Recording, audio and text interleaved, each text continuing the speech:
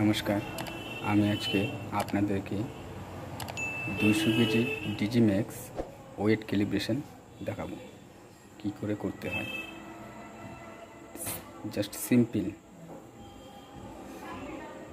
এটা করা কোনো ব্যাপার না, দেখলেই বুঝতে পারবেন আপনারা। তো চলুন দেখে নিই।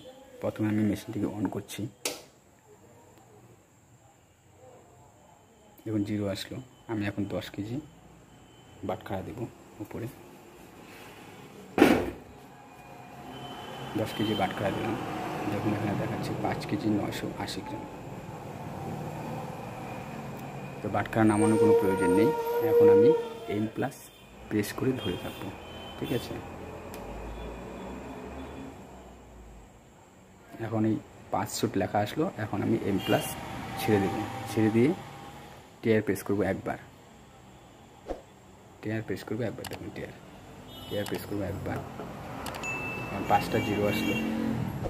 এখন আমি M+ দিয়ে M+ একবার প্রেস করলে 1 আসবে। একবার প্রেস করলাম 1 আসলো।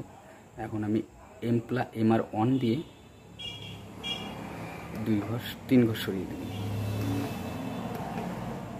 1000 হলো। 1000 হয়ে গেছে। এখন আমি একবার টিয়ার প্রেস করে দেবো, ক্যালিব্রেশন হয়ে কমপ্লিট হয়ে যাবে। 10 কেজি হয়ে গেছে। দেখুন 10 কেজি দেখাচ্ছে। আমি এখন বাটখারাটা নামাচ্ছি। 0 আসলো, দিলাম।